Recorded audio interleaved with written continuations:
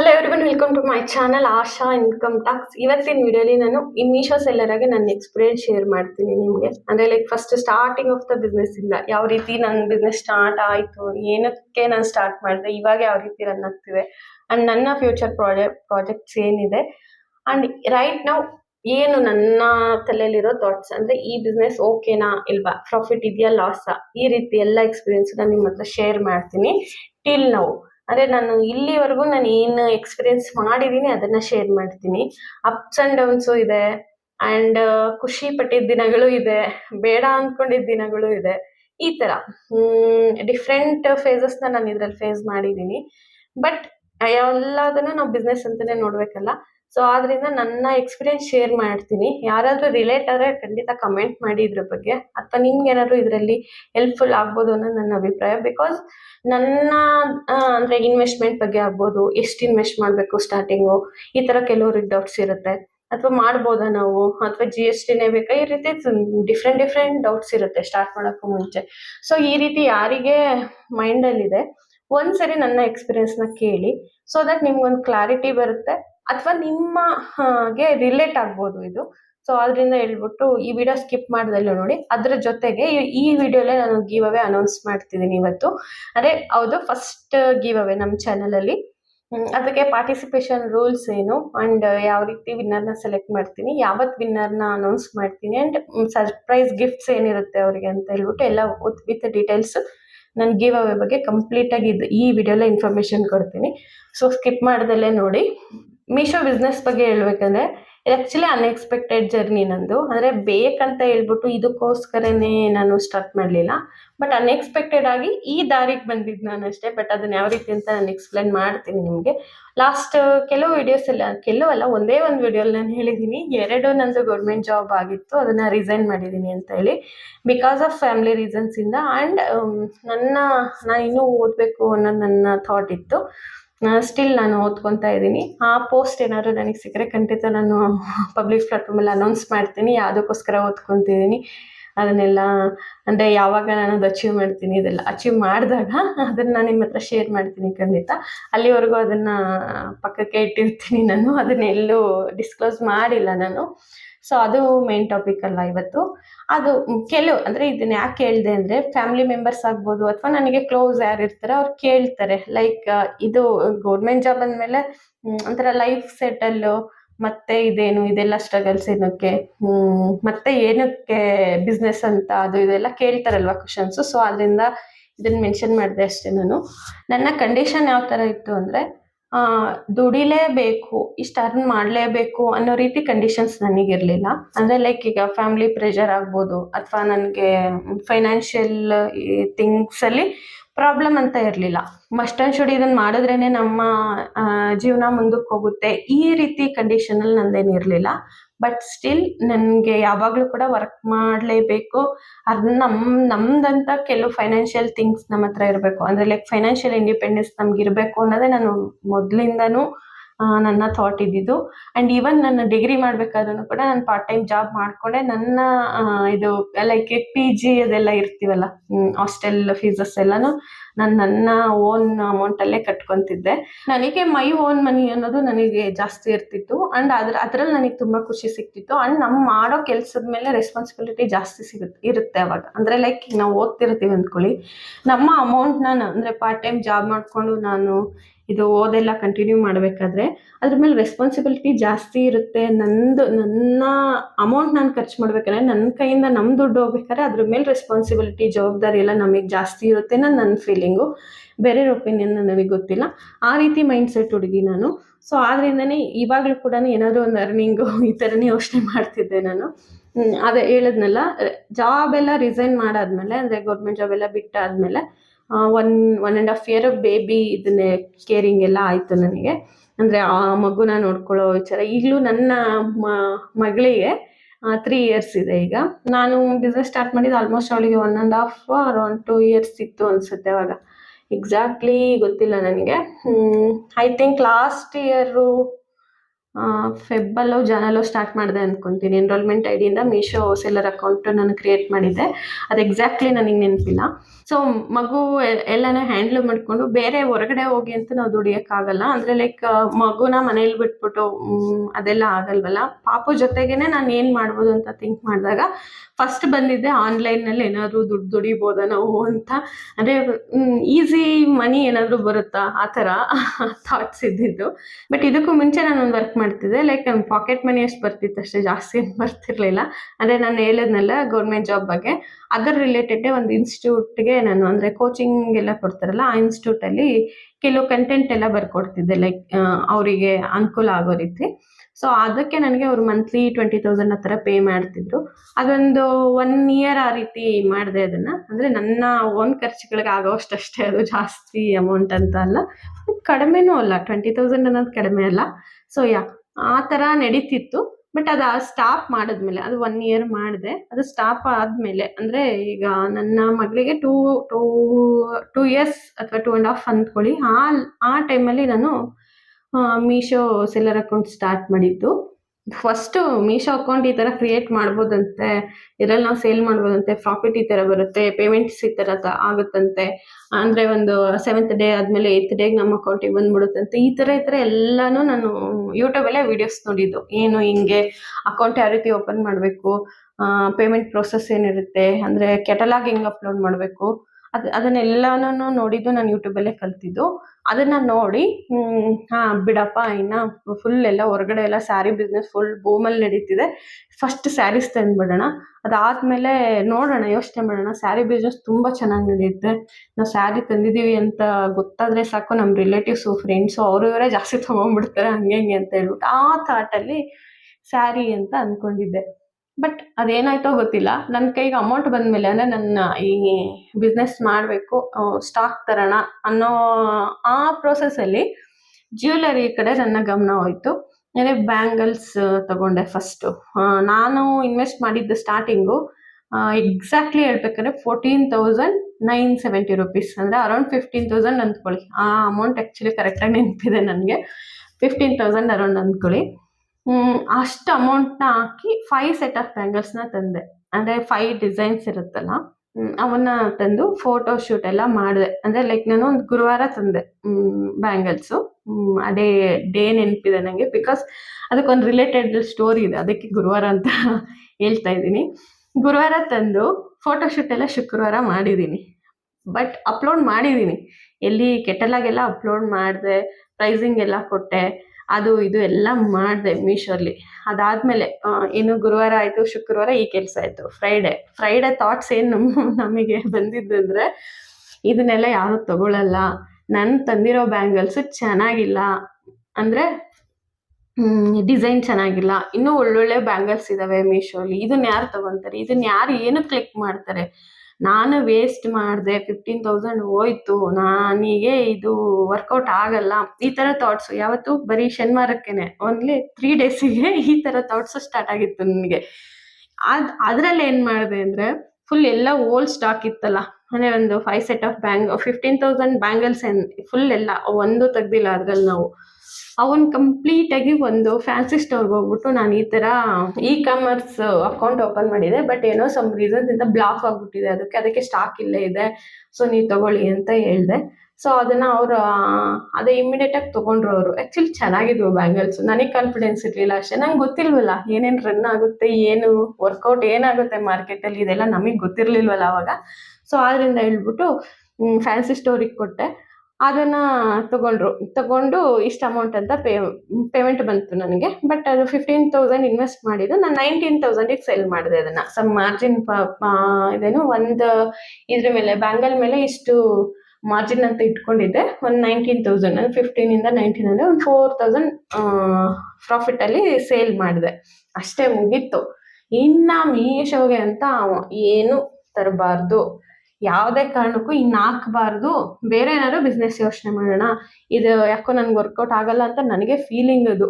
ಅಂದರೆ ಇನ್ನೂ ಒಂದು ಕ್ಲಿಕ್ಸ್ ಮಾಡಿಲ್ಲ ಅಥವಾ ಏನು ಕಸ್ಟಮರ್ ಯಾರು ನೋಡಿಲ್ಲ, ಒಂದು ಆರ್ಡರ್ ಬಂದಿಲ್ಲ, ಏನಿಲ್ಲ. 3ನೇ ದಿನಕ್ಕೆ ಈ ಥಾಟ್ಸ್ ಅಲ್ಲಿ ನಾನು ಫುಲ್ಲು ನನ್ನ ಹತ್ರ ಇದ್ದಿದ್ದ ಸ್ಟಾಕ್ ಎಲ್ಲ ನೀಟಾಗಿ ಫ್ಯಾನ್ಸಿ ಸ್ಟೋರಿಗೆ ಕೊಟ್ಬಿಟ್ಟು ನಾನು ಅಮೌಂಟ್ ಬಂತಲ್ಲ 4,000 ಲಾಭ ಆಯ್ತಲ್ಲ, ಮುಗೀತು. ಮತ್ತೆ ದುಡ್ಡೆಲ್ಲ ಹಾಳು ಮಾಡ್ಕೊಳ್ಳೋದು ಬೇಡ, ಇನ್ನು ತಗೊಳ್ಳೋದೇ ಬೇಡ ಮೀಶೋಗೋಸ್ಕರ ಅಂತ ಹೇಳ್ಬಿಟ್ಟು ಅದೇ ಇದರಲ್ಲಿ ಇದ್ದೆ. ನೆಕ್ಸ್ಟ್ ಅಂದರೆ ಅಕೌಂಟ್ ಕ್ರಿಯೇಟ್ ಆಗಿರೋದು ಬುಧವಾರ. ಈ ಥರ ಎಲ್ಲ ಪ್ರೊಸೆಸ್ ಆಯಿತು. ಸ್ಟಾಕ್ ಇಲ್ಲ ನನ್ನ ಹತ್ರ, ಇದಾಯಿತು. ಆಫ್ಟರ್ 1 ವೀಕ್ ಅಂದರೆ ಒಂದು ಲಾಸ್ಟ್ ಅದಾಗಿ ನೆಕ್ಸ್ಟ್ ಸ್ಯಾಟರ್ಡೆ ಫಸ್ಟ್ ಆರ್ಡರ್ ಬಂದಿತ್ತು. ಅದು ಆರ್ಡರ್ ಬಂದಿರೋದು ನಂಗೆ ಗೊತ್ತಿಲ್ಲ. ಆರ್ಡರ್ ಬಂದಿರೋದು ಅದ ಕಡೆ ಬಿಫೋರ್ 2 ಡೇಸ್ ಆಗಿದೆ. ಆರ್ಡರ್ ಬಂದಿದೆ ಅಂತಲೇ ನನಗೆ ಗೊತ್ತಿಲ್ಲ. ಮೀಶೋಯಿಂದ ಕಾಮನಾಗಿ ಕಾಲ್ ಬರುತ್ತಲ್ಲ, ಅಂದರೆ ಲೈಕ್ ಪ್ರೊಸೆಸ್ ಮಾಡಲಿಲ್ಲ ಅಂದರೆ ಇದು ಲಾಸ್ಟ್ ಡೇಟ್ ಇದೆ, ಆ ಥರ ಈ ಥರ ಎಲ್ಲ ಬರುತ್ತಲ್ಲ. 2 ಆರ್ಡರ್ ಇದ್ವು ಇವತ್ತು. ನೆಕ್ಸ್ಟ್ 1 ವೀಕ್ ಆಗಿ ನೋಡಾದ್ಮೇಲೆ ಕಾಲ್ ಬಂದಿತ್ತು. ಕಾಲ್ನ ರಿಸೀವ್ ಮಾಡಿ ನೋಡಿದಾಗ ಓಕೆ ನನಗೆ ಆರ್ಡರ್ ಬಂದಿದೆ ಅಂತ ಗೊತ್ತಾಗಿದ್ದು. ಸೊ ಆರ್ಡರ್ ಬಂದಾದ್ಮೇಲೆ ಈಗ ನನ್ನ ಹತ್ರ ಸ್ಟಾಕ್ ಇಲ್ಲಲ್ಲ, ಏನು ಮಾಡೋಣ ಅಂದರೆ ಅಪ್ಲೋಡ್ ಮಾಡಿದ್ದೀನಿ, ಎಲ್ಲ ಪ್ರೈಸಿಂಗ್ ಗೀಸಿಂಗ್ ಎಲ್ಲ ಕೊಟ್ಟಿದ್ದೀನಿ. ಬಟ್ ನನ್ನ ಹತ್ರ ಆ ಬಳೆಗಳು ಇಲ್ಲ. ಅಕ್ಸೆಪ್ಟ್ ಮಾಡಬೇಕಾ ಬಿಡಬೇಕಾ ಅಥವಾ ಮೀಶೋ ಬಿಸ್ನೆಸ್ ಕಂಟಿನ್ಯೂ ಮಾಡಬೇಕಾ ಏನೋ ಗೊತ್ತಾಗ್ತಿಲ್ಲ. ಬಟ್ 2 ಆರ್ಡರ್ಸ್ ನೋಡಿದಾಗ ತುಂಬಾ ಖುಷಿ ಆಯಿತು.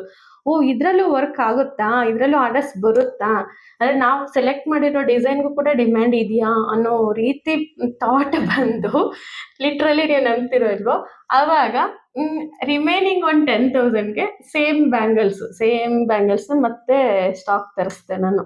ಲಕ್ಕಿಲಿ ನಾನು ಬ್ಯಾಂಗ್ಳೂರಲ್ಲೇ ತೊಗೊಂಡಿದ್ದೆ, ಆದ್ದರಿಂದ ಬೇಗನೆ ರ್ಯಾಪಿಡ್ ಆಯಿತು. ಅದೊಂದು ಸರ್ಕಸ್ ಹೇಳ್ತೀನಿ ನಾನು. ಆರ್ಡರ್ ಅಕ್ಸೆಪ್ಟ್ ಮಾಡಿದ್ದೀನಿ ಮಾರ್ನಿಂಗು. ಅವರು 4 ಗಂಟೆಗೆ ಏನೋ ಬರ್ತೀವಿ ಪಿಕಪ್ ತಗೊಳ್ಳೋದಕ್ಕೆ, ಫಸ್ಟ್ ಪಿಕಪ್ ನಿಮ್ದು ಅಂತ ಹೇಳಿ ಕಾಲ್ ಮಾಡಿದ್ದಾರೆ ಡೆಲಿವರಿ ಪಾರ್ಟ್ನರು. ನನ್ನ ಹತ್ರ ಸ್ಟಾಕ್ ಇಲ್ಲ ಆ್ಯಂಡ್ ಪ್ಯಾಕೇಜಿಂಗ್ ಪ್ಯಾಕ್ ಮಾಡ್ಲಿಕ್ಕೆ ಏನೂ ಇಲ್ಲ ನನ್ನ ಹತ್ರ. ಆವಾಗ ಬ್ಯಾಂಗಲ್ಸ್ನ ಬುಕ್ ಮಾಡಿ ಇದು ಮಾಡಿ ಪ್ಯಾಕ್ ಮಾಡಿ ಇದನ್ನೆಲ್ಲ ಪ್ರೊಸೆಸ್ ಮಾಡಿ ಫಸ್ಟ್ ಆರ್ಡರ್ ಏನು ಮಾಡಬೇಕು ಅಂತಲೂ ಗೊತ್ತಿಲ್ಲ ನನಗೆ ನಿಜವಾಗ್ಲೂ. ಅಂದರೆ ಲೈಕ್ ಬ್ಯಾಂಗಲ್ಸ್ ಅಂದರೆ ಒಂದು ಇಷ್ಟು ಉದ್ದ ಪೇಜ್ ಕಾಮನ್ ಆಗಿ ನಾನು ತೋರಿಸ್ತೀನಲ್ಲ ಯಾವಾಗಲೂ, ಈ ಪ್ಯಾಕೇಜಿಂಗ್ ಕವರ್ ಅಷ್ಟೇ ಇರುತ್ತೆ. ಬಟ್ ಫುಲ್ ಪ್ರಿಂಟ್ಔಟ್ ತಗೋರೆ ಅದಕ್ಕೆ ಹಿಡಿಯೋದೇ ಇಲ್ವಲ್ಲ, ಅಂದರೆ ಲೈಕ್ ಪೌಚಲ್ಲಿ ಹಿಡಿಯಲ್ಲ. ಸೊ ಅದನ್ನ ಯಾವ ರೀತಿ ಮಾಡಬೇಕು ಏನೇನೋ ಗೊತ್ತಿರಲಿಲ್ಲ. ಅವ್ನು ಡೆಲಿವರಿ ಪಾರ್ಟ್ನರ್ ಬಂದಿದ್ರಲ್ಲ, ಅವರೇನೆ ನನಗೆ ಹೆಲ್ಪ್ ಮಾಡಿದ್ರು ಫಸ್ಟ್ ಆರ್ಡರ್ ಡಿಸ್ಪ್ಯಾಚ್ ಮಾಡಲಿಕ್ಕೆ. ನಾನು ಸುಮ್ಮನೆ ಅವ್ರಿಗೆ ಪ್ಯಾಕ್ ಮಾಡಿ ಕೊಟ್ಟಿದ್ದಷ್ಟೇ, ಅವರೇನೆ ಡಿಸ್ಪ್ಯಾಚ್ ಮಾಡಿ ಲೈಕ್ ಪ್ಯಾಕ್ ಮಾಡಿ ತೊಗೊಂಡೋದ್ರು. 2 ಆರ್ಡರ್ಸ್ ಇದು ತೊಗೊಂಡೋದ್ರು. ಇದು ಫಸ್ಟ್ ಆರ್ಡರ್ ಎಕ್ಸ್ಪೀರಿಯನ್ಸ್ ನನಗೆ. ಫಸ್ಟ್ ಆರ್ಡರ್ ಅಲ್ವಾ, ಏನೋ ಸೆಂಟಿಮೆಂಟ್ ಬೇರೆ. ನನ್ನ ಮಗಳ ಕೈಲೇ ಕೊಡಿಸ್ದೆ ಅದನ್ನು, ಅಂದರೆ ಅವಳೇ ಕೊಟ್ಟಂಗೆ ಮಾಡಿದೆ. ಅದೊಂಥರ ಸೆಂಟಿಮೆಂಟ್ ಅಷ್ಟೇ ನನಗೆ. ಸೊ ಈ ರೀತಿ ಫಸ್ಟ್ ಆರ್ಡರ್ ಡಿಸ್ಪ್ಯಾಚ್ ಮಾಡಿದೆ.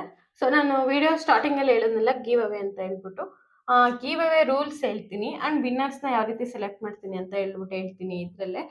ಕರೆಕ್ಟಾಗಿ ಇದು ಗಮನ ಕೊಟ್ಟು ಕೇಳಿಸ್ಕೊಳ್ಳಿ.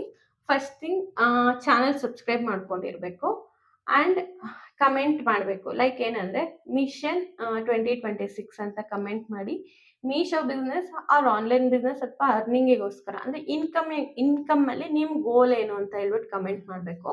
ಅಂದರೆ ಈಗ ಎಕ್ಸಾಂಪಲ್ ಹೇಳ್ತೀನಿ, ಮಿಷನ್ 2026 ಅಂತ ನಾನು ಟೈಪ್ ಮಾಡಿಬಿಟ್ಟು ಅದರ ಮುಂದೆ ನನ್ನ ಗೋಲ್ನ ಕಮೆಂಟಲ್ಲಿ ತಿಳಿಸೋದು ನನಗೆ. ಅಂದರೆ ನಾನು ಫ್ಯಾಮ್ಲಿಗೋಸ್ಕರ ದುಡಿಬೇಕು ಅಂದ್ಕೊಂಡಿದ್ದೀನಿ, ಅಥವಾ 10,000 ಇನ್ಕಮ್ ಪರ್ ಮಂತ್ ಬೇಕು ನನಗೆ ಈ ಥರ. ಅಥವಾ ನೀವು ಏನಾದರೂ ಸ್ಟೂಡೆಂಟ್ ಆಗಿದ್ರೆ ಅಥವಾ ಪಾರ್ಟ್ ಟೈಮ್ ಜಾಬ್ ಮಾಡ್ತಿದ್ರೆ, ಏನಾದರೂ ಏನಕ್ಕೋಸ್ಕರ ನೀವು ದುಡಿಬೇಕು ಅಂದ್ಕೊಂಡಿದ್ದೀರಾ ಅನ್ನೋದನ್ನು ನನಗೆ ಕಮೆಂಟಲ್ಲಿ ತಿಳಿಸ್ಬೇಕು ನೀವು. ಅಂದರೆ ಇದು ಬೇಸಿಕಲಿ ಇನ್ಕಮ್ ಸೆಂಟರ್ಡ್ ಚಾನಲ್ ಆಗಿರೋದ್ರಿಂದ ಇನ್ಕಮ್ ನಿಮ್ಗೆ ಏನಕ್ಕೋಸ್ಕರ ಬೇಕು, ನಿಮ್ಮ ಗೋಲ್ ಏನು ಅನ್ನೋದು ಖಂಡಿತವಾಗ್ಲೂ ನನಗೆ ತಿಳಿಸ್ಬೇಕು ನೀವು.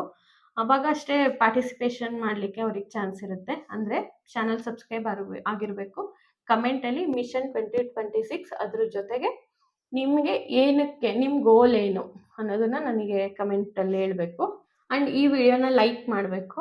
ಬ್ರೀಫಾಗಿ ಹೇಳ್ತೀನಿ ನೋಡಿ, ಚಾನಲ್ ಸಬ್ಸ್ಕ್ರೈಬ್ ಆಗಿರಬೇಕು, ಕಮೆಂಟ್ ಮಾಡಿ. ಅಂದರೆ ಈ ವಿಡಿಯೋ ಕೆಳಗಡೆ ಮಿಷನ್ 2026 ಅಂತ ಹೇಳಿ ಅದ್ರ ಜೊತೆಗೆ ನಿಮ್ಮ ಇನ್ಕಮ್ ಗೋಲ್ ಏನು ಅಥವಾ ನಿಮ್ಮ ಗೋಲ್ ಏನು ಲೈಫಲ್ಲಿ ಅನ್ನೋದನ್ನು ಕಮೆಂಟ್ ಮಾಡಬೇಕು. ಜೊತೆಗೆ ಈ ವಿಡಿಯೋನ ಲೈಕ್ ಮಾಡಿರಬೇಕು.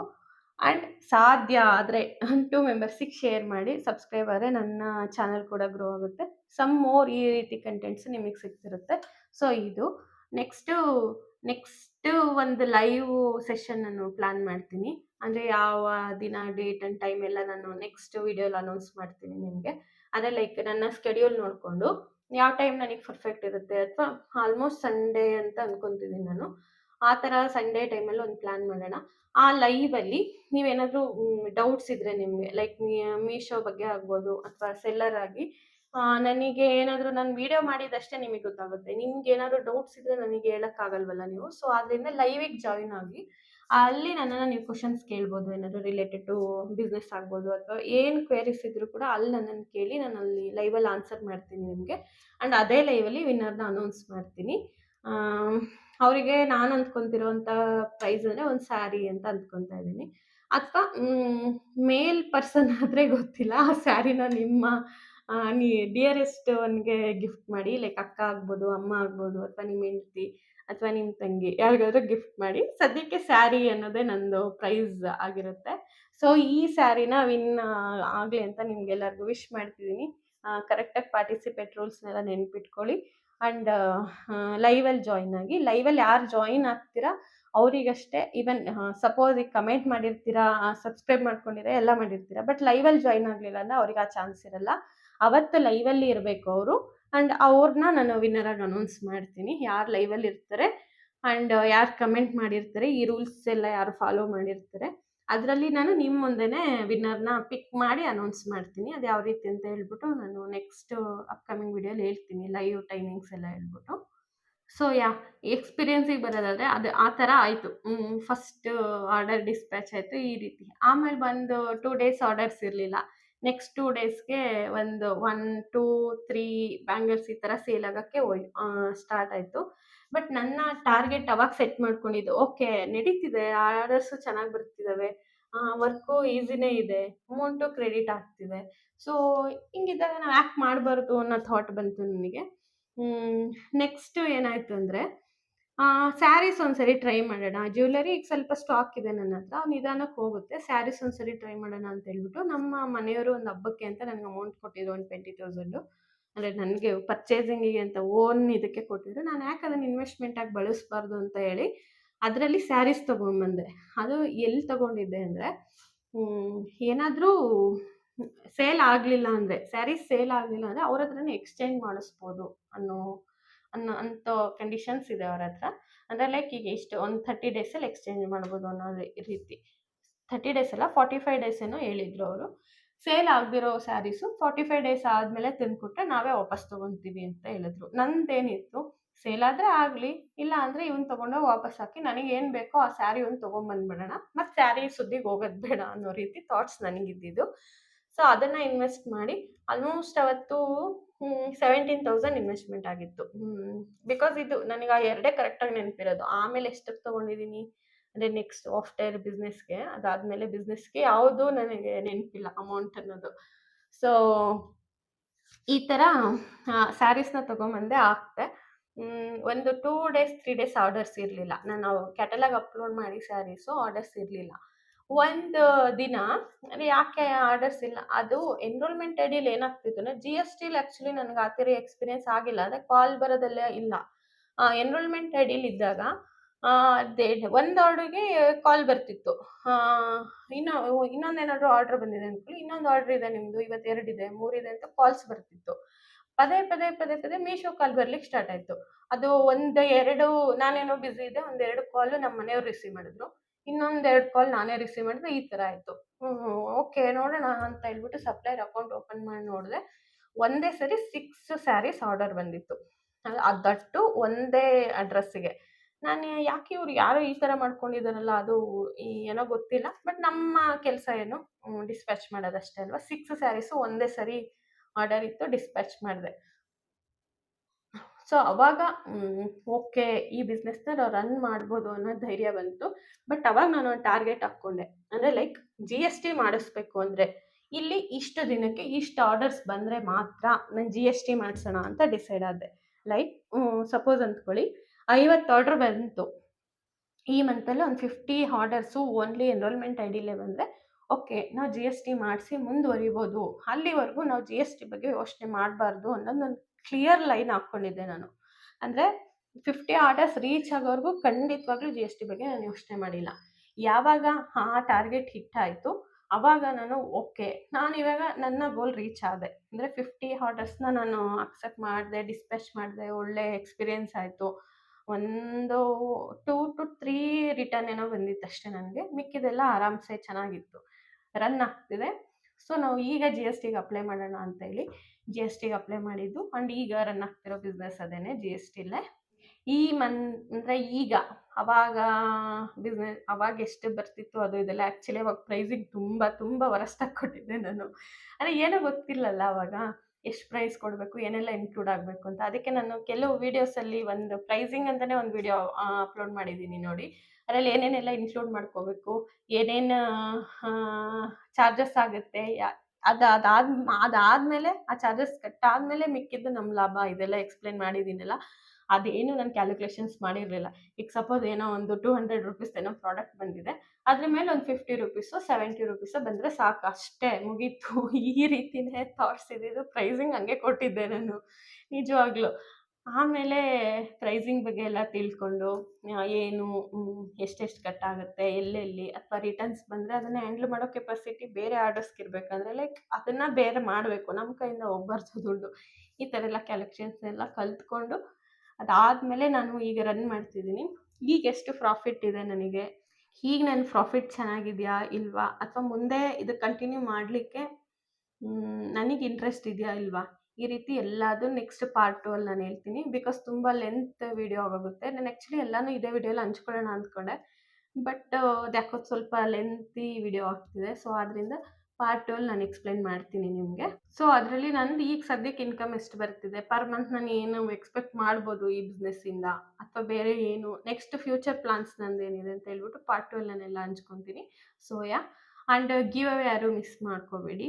ಈ ಚಾನಲಲ್ಲಿ ಮಾಡ್ತಿರೋ ಫಸ್ಟ್ ಗಿವ್ ಅವೇ ಕಂಟೆಸ್ಟ್ ಇದು. ಎಲ್ಲರೂ ಪಾರ್ಟಿಸಿಪೇಟ್ ಮಾಡಿ ಆದಷ್ಟು, ಆ್ಯಂಡ್ ಶೇರ್ ಮಾಡಿ ಬೇರೆಯವರಿಗೆ.